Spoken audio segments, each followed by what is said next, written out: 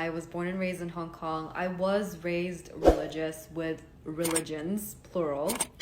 My mom's side of the family is Christian. My dad's side of the family is Buddhist. So I grew up going to Bible school and temple school. Love the stories of both. My parents, on the other hand, they would identify as atheist, but I don't know if this is a very specific Hong Kong Chinese family experience, but it's very much that they would follow some practices, which is like going to the temple on Buddha's birthday, going to the temple at the end of the year and in the beginning of the year.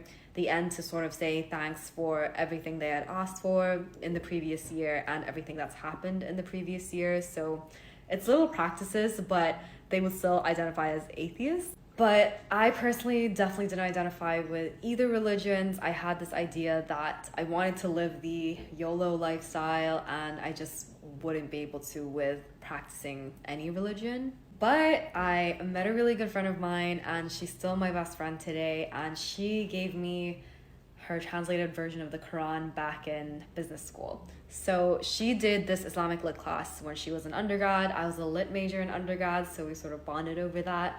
And she was very, very inspired by it. And I was like, okay, let me try read it. This is back in 2022. I believe I read like 2 surahs and that was it.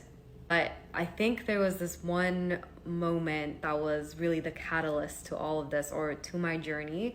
And I tell this to a lot of people. I have terrible anxiety.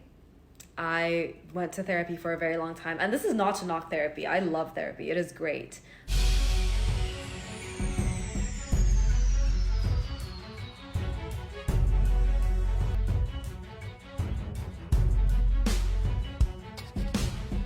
But these verses, you may dislike something although it is good for you, or like something although it is bad for you. God does not burden any soul with more than it can bear.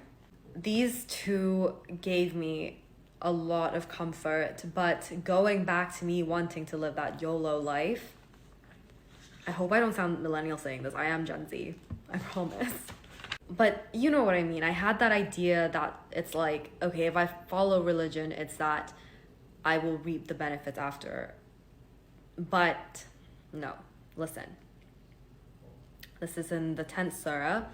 For those who believe and are conscious of God, for them there's good news in this life and the hereafter. So it is not that be good and reap the benefits after. It is be good and be conscious of God. Enjoy it now and enjoy it later. And it is also just knowing that, and I think I talked about this in my last video, but I have this tendency of like, I need to control my outcome. I have like, if I put this much input in, my outcome has to be this, like it has to be. And if it's not, I'm destroyed. So going back to that first verse, right? Like, I don't know what's good for me, only He does. So that gave me a huge, it was like a sigh of relief almost. Even my cat agrees.